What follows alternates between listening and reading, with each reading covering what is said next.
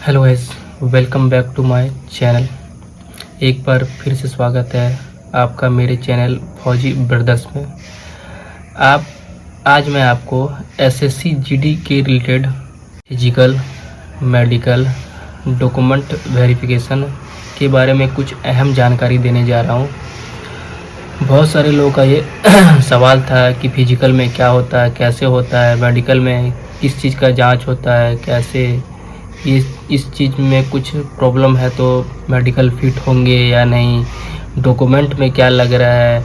मैं constable GD विशाल, मैं 2021 का भर्ती हूँ। मैं अभी सीआरपीएफ में अपनी सेवा दे रहा हूँ। मेरा यूनिट झारखंड में है, तो मैं अभी झारखंड में अपना ड्यूटी कर रहा हूँ। आज मैं आपको एसएससी जीडी के related physical, medical, document verification के बारे में कुछ अहम जानकारी देने जा रहा हूँ। बहुत सारे लोगों का ये सवाल था कि फिजिकल में क्या होता है, कैसे होता है, मेडिकल में किस चीज़ का जांच होता है, कैसे इस चीज़ में कुछ प्रॉब्लम है तो मेडिकल फिट होंगे या नहीं, डॉक्यूमेंट में क्या लग रहा है।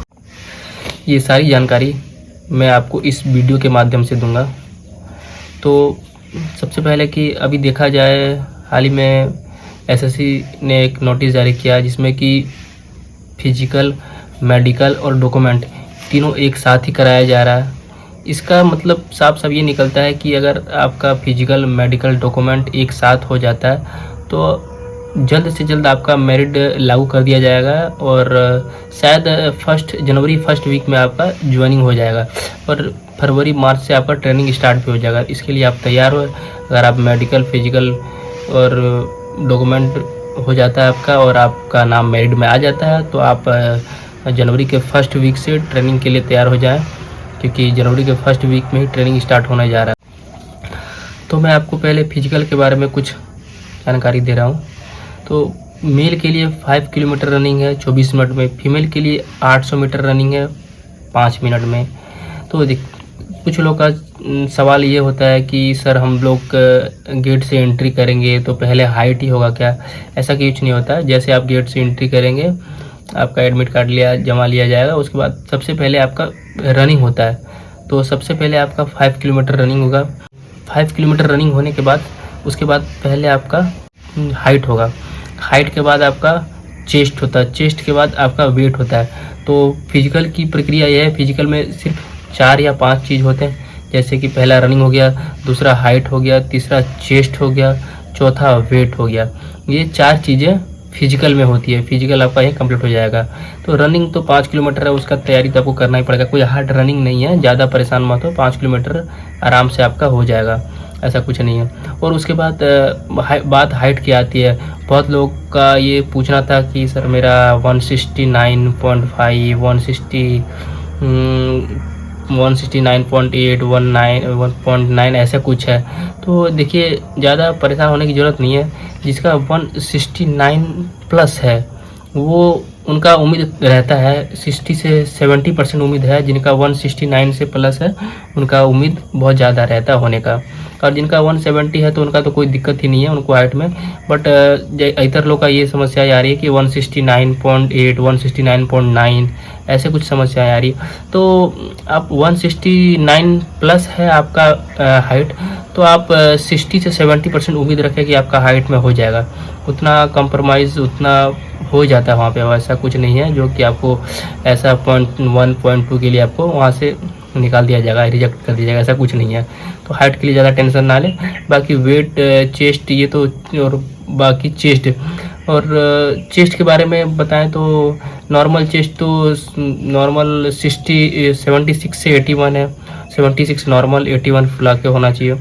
तो चेस्ट का तो टेंशन लेना ही नहीं है। ऐसा नहीं है कि आप सोच रहे होंगे सर मेरा चेस्ट तो बहुत कम है तो चेस्ट में मैं बाहर हो जाऊँगा, ऐसा कुछ नहीं है। चेस्ट अगर आपका 1, 2, 3 सेंटीमीटर तक कम है तो भी कोई दिक्कत नहीं है। चेस्ट में किसी को फेल करता ही नहीं है।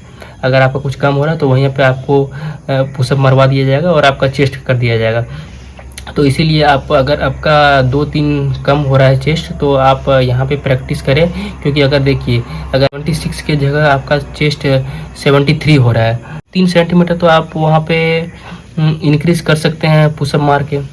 तो उसके बाद आपको फुलाने में प्रॉब्लम होगी। तो इसलिए ये प्रैक्टिस थोड़ा करके यहाँ से करके जाएँ कि अगर मैं 2-3 सेंटीमीटर पुशअप मार के फुला रहा हूँ तो वहाँ पे मैं 5 सेंटीमीटर फुलाना पड़ता है, वो भी मेरे से हो जाए। ऐसा ना कि वो इधर बढ़ जाए तो उधर कम हो जाए, तो ये ध्यान रखें। तो आपकी ये फिजिकल की प्रक्रिया पूरी हुई। अब फिजिकल पूरा होने के बाद आपको मेडिकल के लिए लिया जाए। तो मेडिकल में फ़र्स्ट ऑफ ऑल ये होता है कि जैसे आप मेडिकल के लिए जाते हैं तो मेडिकल में सबसे पहले आपका ब्लड, यूरिन और एक्सरे होता है। फर्स्ट आपका ये होगा ब्लड, यूरिन, एक्सरे। तो इसमें कोई रिजेक्ट नहीं होता है, सब ठीक रहता है आपका। अगर बॉडी अच्छे अंदर से अच्छा है, कोई प्रॉब्लम नहीं है, तो ब्लड तो सबका जानते ही हैं, ब्लड हो गया, यूरिन हो गया और एक्सरे, कोई दिक्कत ही नहीं है। तो उतना परेशान होने की, ये सब 3-4 चीज़ों में परेशान होने की ज़रूरत नहीं है। सबको टेंशन रहता है बॉडी चेकअप। मैंने तो बॉडी चेकअप, ये हर चीज़ का चेकअप होता है बॉडी में। तो सबसे पहले हम आँख की बात करेंगे। तो आँख में चेक आपका कलर विजन होगा। कलर विजन में तो जिसे कलर विजन का प्रॉब्लम होगा तो वो तो रिजेक्ट होना ही है, क्योंकि कलर विजन वालों के लिए मतलब ना के बराबर उम्मीद है कलर विजन वालों होगा। कलर विजन क्योंकि वो बाहर हो निकल ही जाएंगे। बाकी अगर जिनको प्रॉब्लम नहीं है, कोई प्रॉब्लम नहीं है, वो ज़्यादा परेशान ना होए। कोई ज़्यादा हार्ड टेस्ट नहीं होता है, वो डॉक्टर एक सेकंड में समझ जाएगा कि आपको प्रॉब्लम है आँख में। वो ऐसे ही आपको ऐसे लगभग 10 से 15 मीटर दूर कुछ अल्फ़ाबेट लिखे रहते हैं, वो आपको पढ़ते हैं। तो आप ऐसे पढ़ देंगे तो वो देख के आपको आराम से पढ़ना है। ऐसे नहीं देख के एक्साइटेड होके पढ़ दिए, गलत गलत पढ़, ऐसा नहीं, आराम से पढ़ना है। और 2-3 आप अक्षर पढ़ेंगे और डॉक्टर समझ जाएगा, आपको कोई प्रॉब्लम नहीं है। उसके बाद आपका कलर विजन का टेस्ट होगा। इसमें वही बुक में आपको कुछ स्केच बनाना रहता है, हाथ से बनाना रहता है, तो कलर विजन का दिक्कत नहीं है। और उसके बाद आँख के बाद आपका कान का प्रॉब्लम है। बहुत सारे लोगों का कान का पर्दा फटा हुआ रहता है। तो 1-2 लड़के को तो मैं ऐसा भी देखा हूँ जिनका कान का पर्दा फटा था तो भी वो मेडिकल में पास हो गए। तो कान का ज़्यादा समस्या नहीं लेना। बाकी कान का चेकअप तो होता है, तो नॉर्मल डॉक्टर से आप कान को साफ़ करवा के जाएँ। आपके कान में कोई प्रॉब्लम नहीं है तो आप प्लीज़ नॉर्मल हॉस्पिटल में जाके अपना कान अच्छे से साफ़ करा लें। नहीं कराएंगे तो भी कोई प्रॉब्लम नहीं है, करा लेते तो और भी अच्छी बात है। तो कान का ज़्यादा कोई प्रॉब्लम नहीं है, थोड़ा सा जांच होता है। अगर आपका कान सही है तो कोई दिक्कत नहीं है। अब आते हैं दांत में। सबसे बड़ा समस्या दांत, क्योंकि आजकल दांत का प्रॉब्लम हर एक लड़कों को, हर एक लोगों को दांत का प्रॉब्लम आ रहा है। छोटे छोटे बच्चे का दांत खराब हो जा रहा है दांत। तो बहुत सारे, एक मेरा खुद दोस्त का दांत 2-3 दांत मतलब एक्सीडेंट में कुछ ख़राब हो गया था, तो वो दांत लगा के मतलब आर्टिफिशियल दांत लगा के गया था, तो वो मेडिकल पास हो गया। तो दांत में ऐसा कुछ सोचने की ज़रूरत नहीं है कि अगर मेरा ऐसा दांत टूटा हुआ है और दांत मैंने आर्टिफिशियल लगवाया तो मेरे को मेडिकल में रिजेक्ट कर दिया जाएगा, ऐसा कुछ नहीं है। दांत में ऐसा कुछ नहीं देखा जाता। बस आपका दांत मतलब आपका अगर दांत टूटा हुआ है, दांत खराब है, थोड़ा बहुत चलेगा, लेकिन टूटा हुआ है मतलब पूरा टूट के बाहर निकल गया, तो उसको आप आर्टिफिशियल दांत लगवा के जाएं, ये आपके लिए अच्छा हुआ। यदि मेडिकल लेने से अच्छा आप कुछ दांत लगा लें, कोई दिक्कत नहीं होगा आपको। तो दांत में कोई ज़्यादा किसी को रीमेडिकल नहीं मिलता है, तो दांत के लिए ज़्यादा टेंशन ना ले। तो ये चीज़ होने के बाद आपका फुल बॉडी बाहर से चेक होता है। पहले जैसे कि कोई बाहर से चेक होने का मतलब ऐसे एक नज़र से देख लिया है, कहीं बॉडी में कोई कट फट का निशान तो नहीं है, बहुत ज़्यादा बड़ा ऑपरेशन तो नहीं है, ये बाहर बॉडी चेक होता है। बाकी आपका हाथ चेक होता है, मतलब ऐसे नॉर्मली हाथ आप कहेंगे बहुत ज़्यादा हार्ड मेडिकल चल रहा है, आर्मी जैसा मेडिकल हो रहा है, बहुत लोगों को प्री मेडिकल में, ऐसा कुछ नहीं है, नॉर्मल मेडिकल रहता है। मेडिकल में ज़्यादा परेशान नहीं होना। अगर आप फिट हैं तो आप ओवर कॉन्फिडेंस लेके जाएँ कि मेरा मेडिकल में होगा, तो आपका मेडिकल में होगा भी, हो 100% मेडिकल में होगा। इसलिए ज़्यादा परेशान ना हो। नॉर्मल हाथ पैर चेक होता है, ज़्यादा कुछ नहीं होता है। वो हाथ तो ज़्यादा टेढ़ा बेढ़ा नहीं होना चाहिए। और आपका नोखनी देखा जाता है। नोखनी देखिए, नोखनी के लिए ज़्यादा परेशान ना हो। अगर बहुत ज़्यादा नोखनी है तो ही आपको रिजेक्ट कर दिया जा सकता है, अगर थोड़ा बहुत नोखनी है तो चल जाएगा। और कुछ लोग ऐसे होते हैं कि वो उनको पता है मेरे को नोखनी है, और वहाँ पे कुछ ऐसे वैसे हरकत करने लगते हैं, जैसे डॉक्टर पैर चेक कर रहा है तो नोखनी छुपाने के लिए ऐसे वैसे पैर को इधर उधर कर रहा है, तो ऐसा काम नहीं करना है। नोखनी थोड़ा बहुत है तो चलेगा, मतलब वहाँ पे जाके कुछ ओवर वर्क नहीं करना है, आपको ओवर काम नहीं करना है, क्योंकि आपके कुछ गलती की वजह से वो डॉक्टर पकड़ लेगा कि आपको सच में नोखनी है, और कम रहने के बाद भी आपको रीमेडिकल दे देता है। और नोखनी अगर मैं रीमेडिकल अगर देता तो उसमें फिट होना, फिर मेडिकल में जाके फिट होना बहुत इम्पॉसिबल के बराबर होता है, कि नोखनी ठीक होने वाली बीमारी नहीं है। इसलिए ज़्यादा से ज़्यादा ध्यान दें, कुछ ज़्यादा ओवर स्मार्टनेस ना दिखाएं वहाँ पे, तो आपके लिए अच्छा होगा, थोड़ा बहुत नौकरी चल जाता है। और उसके बाद आपका फ्लैट फुट चेक किया जाता है। पैरों का उतना कोई खास फ्लैट फुट चेक नहीं किया जाता है, तो फ्लैट फुट आप चेक करने के लिए घर में चेक कर सकते हैं। जैसे कि नॉर्मल घर है तो पैर में पानी डाल के आप ऐसे कहीं पैर रखेंगे तो पता चल जाता है। अगर पूरा पैर ज़मीन में पूरा रह जा रहा है तो आपको फ्लैट फुट की समस्या है। तो ये फ्लैट फुट उतना देखा नहीं जाता है, उसके लिए उतना परेशान मत होए। फ्लैट फुट का भी सॉल्यूशन है, उसको आप अगर आपके पास टाइम है मेडिकल का तो आप उसको ठीक कर सकते हैं। फ्लैट फुट को भी इतना हार्ड मेडिकल आर्मी जैसा मेडिकल नहीं होता है, जैसे कि 150 लड़कों में 10 लड़के फिट हो रहे, 40 फिट हो रहे, ऐसा कुछ नहीं है। मेडिकल एवरेज रहता है। 50 लड़के का अगर मेडिकल हो रहा है तो 5 से 7 लड़कों को रीमेडिकल दिया जाता है। उसमें भी जितने 5-7 को अगर रीमेडिकल दिया जा रहा है तो फिर वो 2-3 तो फिर रीमेडिकल में जाके फिट ही हो जाते हैं, ऐसा कोई दिक्कत नहीं है। तो नौकरी का हो गया। अब होता है कुछ प्राइवेट पार्ट का चेक होता है, जैसे अंडरगारमेंट चेक होता है। तो अंडरगारमेंट में सिर्फ आपका हाइड्रोसील लिखा जाता है, आपका हाइड्रोसील नहीं होना चाहिए। और ये गलती तो कभी ना करें कि जैसे अभी मेडिकल का डेट आ गया और आपको हाइड्रोसील की समस्या है और आपने ऑपरेशन करा के मेडिकल में गए, ऐसा नहीं करना। अगर आपको अभी आपने पहले करा लिया ऑपरेशन तो ठीक है, मेडिकल के टाइम आपको फिट रहना है। ऐसे नहीं कि अभी आप ऑपरेशन करा के चले जाते हैं मेडिकल देने तो आपको रीमेडिकल मिलना ही है। तो क्या करना है आपको, अगर हाइड्रोसील की समस्या आपको है तो मेडिकल जाना है, आपको वहाँ से रीमेडिकल लेके आना है। और रीमेडिकल लेने के बाद आपको यहाँ से फिर ऑपरेशन करा के ठीक करा के जाना है, फिर आपको फिट कर देंगे। लेकिन अभी से आपको ये करके अपने से नहीं जाना है, क्योंकि वो समझ लेंगे कुछ और समस्या है। तो रीमेडिकल तो उधर से ऐसे मिलना वैसे मिलना है, लेकिन अगर डॉक्टर की तरफ से पहले रीमेडिकल मिलता है तो आप यहाँ से ऑपरेशन करा के जाएंगे, अपना आराम से डॉक्यूमेंट सबमिट करेंगे तो आपको फिर से फिट कर दिया जाएगा। इसलिए हाइड्रोसील की समस्या है तो वहाँ से रीमेडिकल लेके फिर आप ऑपरेशन कराया, खुद से करा के ना जाए। और दूसरी समस्या होती है बवासीर की। तो बवासीर की समस्या कुछ लोगों में देखी जा रही है। अगर थोड़ा बहुत है तो प्रॉब्लम नहीं है, बहुत ज़्यादा नहीं होना चाहिए। बवासीर की समस्या बहुत ज़्यादा होगी तो फिर आपको रीमेडिकल दिया जाता है, मतलब अनफिट के मत समझ लीजिए, आपको अनफिट ही कर दिया जाएगा। क्योंकि बवासीर को बहुत अच्छे से बारीकी से चेक किया जाता है कि अच्छी बीमारी नहीं है बवासीर, इसलिए उसको अच्छे से चेक किया जाता है। तो बवासीर थोड़ा बहुत है तो कोई दिक्कत नहीं, बहुत ज़्यादा नहीं होना चाहिए। और एक चीज़ का प्रॉब्लम सबको आ रहा है कि सर टैटू के बारे में कुछ बताइए। टैटू आप जैसे टैटू बनवाते हैं तो छोटा मोटा टैटू आपके अगर बॉडी में है तो उससे आपको कोई प्रॉब्लम नहीं होने वाला। आप ऐसा नहीं, अगर छोटा मोटा जैसे ओम होता है, नाम ओम लिखा हुआ रहता है, कुछ छोटा मोटा रहता है तो वो आपको मेडिकल में पास कर देंगे। अगर बहुत ही ज़्यादा बड़ा टैटू होता है, जो कि मतलब होता है ना बहुत बड़ा, हाथों में पूरा भरा हुआ हाथ पे टैटू बनवा के रखा है, तो उनके लिए थोड़ा सा दिक्कत हो जाता है। आपको यहाँ से कुछ करा के नहीं जाना है। अगर यहाँ आप बहुत पहले करा सकते हैं, रिमूव करा सकते हैं अच्छे से, वहाँ कुछ दिखना नहीं चाहिए तो आपको कोई दिक्कत नहीं। बाकी आप वहाँ से रीमेडिकल लेके आएँ और टैटू यहाँ से रिमूव करा के फिर आप मेडिकल देने जाए तो फिर आपको फिट कर दिया जाएगा। तो टैटू छोटा मोटा टैटू है तो उसके लिए टेंशन नहीं लेना, आपको फिट कर देगा। बड़ा टैटू के लिए बस समस्याएँ होती है। क्योंकि मेरे खुद दोस्त का छोटा मोटा टैटू था तो रिमूव करा लिया था। तो छोटा मोटा टैटू के लिए छोटा मोटा टैटू है भी तो आपको फिट कर देगा, उसके लिए कोई दिक्कत नहीं है। अगर आप रिमूव करा सकते हैं तो करा के जाए, वैसा कोई नहीं।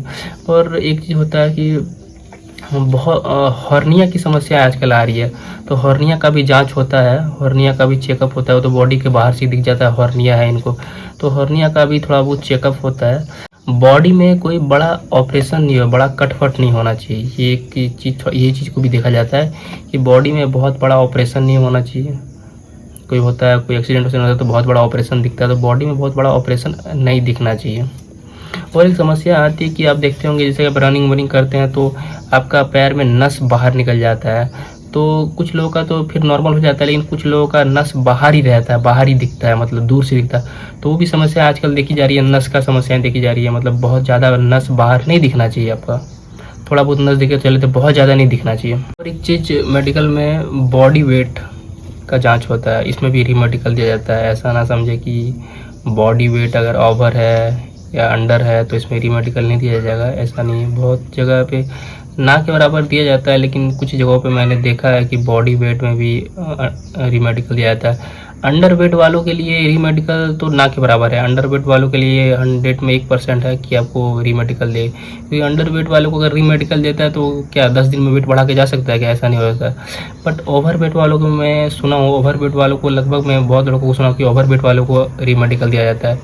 तो अंडर वेट तो खैर मैं भी था, मेरा हाइट लगभग 176 है, तो उसके हिसाब से मेरा वेट 55 प्लस होना चाहिए, और मेरा मेडिकल के टाइम वेट 55 था, तो मैं 10 kg अंडर वेट था।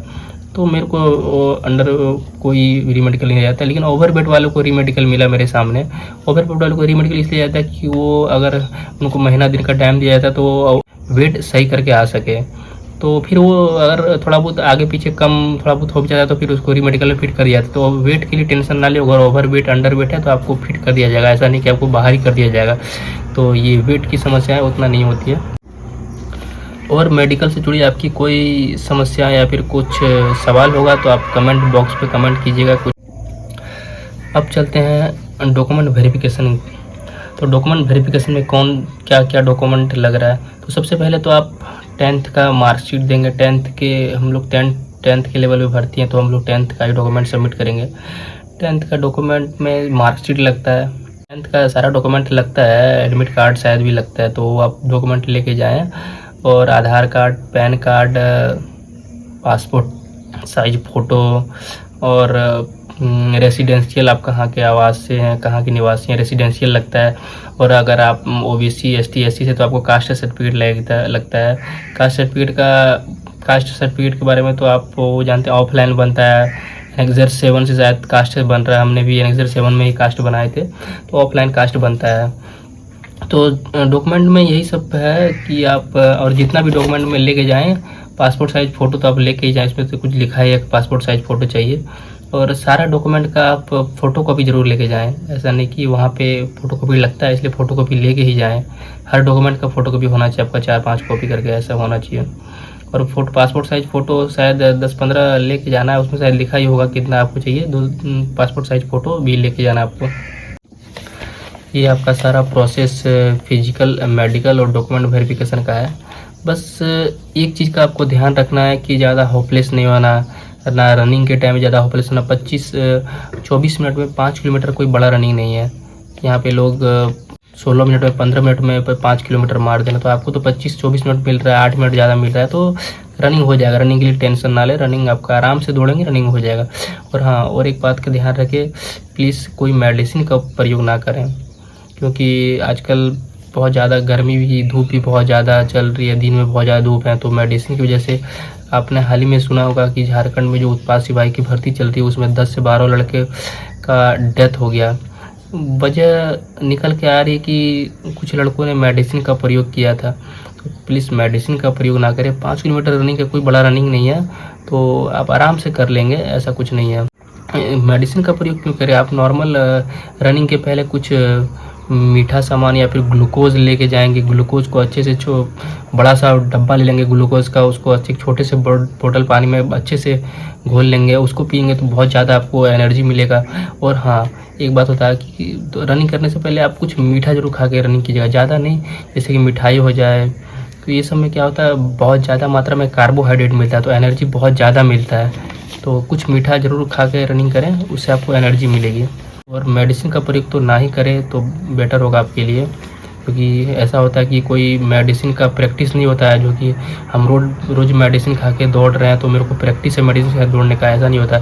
आप नॉर्मल घर में रनिंग कर रहे हैं, आज जिस दिन आपको रनिंग करना था उस दिन आपने मेडिसिन खा लिया, तो इससे बहुत ज़्यादा प्रॉब्लम हो रही है। लड़कों को हार्ट अटैक आ जा रहा है मेडिसिन की वजह से, इसलिए बहुत लोग तो मेंटल हो गए हैं रनिंग इसकी वजह से। तो 10-12 लोग को जान चलेगी, बहुत लोग सीरियस हैं, बहुत लोग मेंटल हो गए। बस आपसे इतना ही कहना है कि ज़्यादा कोई भी चीज़ में ज़्यादा होपलेस नहीं होना। अगर आपके बॉडी में कुछ कमियां भी है ना, तो उस डॉक्टर के सामने आपको मतलब 120% आपको देना है कि मैं इस चीज़ में ठीक हूँ, ऐसा उसको लगना चाहिए सामने। अब आपको कुछ प्रॉब्लम है भी, आप वहाँ पे ऐसा मतलब इधर उधर कर रहे हैं, मतलब वो समझ जाएगा इसके साथ बॉडी में कुछ प्रॉब्लम है, इसलिए अपना 100% देना है। बाकी तो सामने जो होगा देखा जाएगा। ज़्यादा होपलेस नहीं होना, एकदम टेंशन फ्री रहना। देखिए कुछ प्रॉब्लम होगा भी ना, और आप अपना 100% दे रहे हैं तो आप 100% फिट हो के आएंगे। इसलिए नेगेटिव नहीं सोचना है, पॉजिटिव लेके जाना है कि मेरा होगा, आपका होगा। ज़्यादा कोई हार्ड मेडिकल नहीं होता है SSGD में, उतना नॉर्मल मेडिकल होता है, इसलिए टेंशन ना लीजिए मेडिकल का। और भी कुछ सवाल आपका हो तो आप प्लीज़ कमेंट बॉक्स में कमेंट कीजिए। ये हो गया आपका फिजिकल, मेडिकल और डॉक्यूमेंट का सारा डाटा मैंने आपको बताया क्या होता है, कैसे होता है। चैनल पे अगर आप नए हैं तो प्लीज़ चैनल को सब्सक्राइब करें, लाइक करें, कमेंट करें और आपके जो दोस्त हैं उनको भी ये वीडियो शेयर करें, उनके पास भी ये सारी जानकारी पहुंच सके। Thank you so much.